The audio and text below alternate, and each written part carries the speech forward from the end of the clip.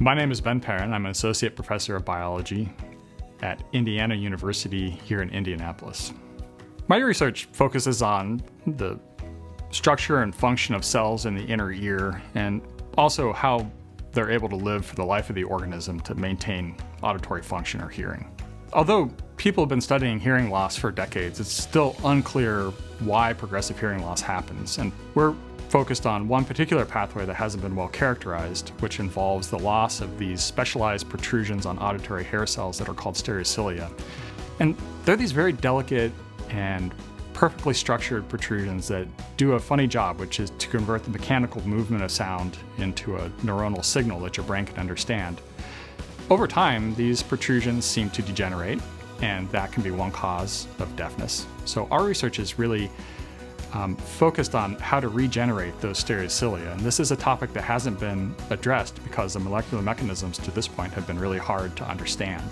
But with modern tools and approaches, we're able to start to tease this apart and make some progress in characterizing how normal hair cells will regenerate their stereocilia. And the idea here is that we can take those normal processes and expand them into some sort of therapeutic realm.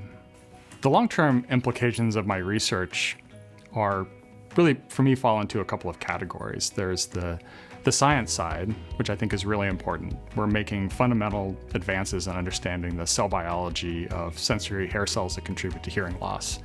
And I think over the long haul, our efforts and those of lots of other labs will help understand this problem of cell longevity and renewal and hopefully let people hear longer into old age.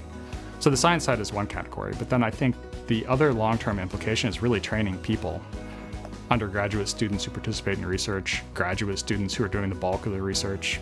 I've already seen lots of them go on to other things, to medical school, to jobs in the community, to graduate school or postdoctoral opportunities. And I think that while the science is very important, training people so they contribute is also one of the other major long-term goals of mine, and I think one of the natural outcomes of research at IU.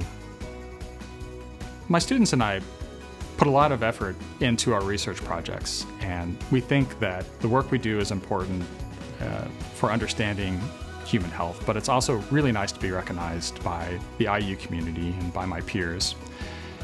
And I think more than anything, this sort of recognition is great for highlighting the work that the people in my lab have done that's been impactful, that's been published in great journals. And for me, the honor is the recognition of all of their efforts.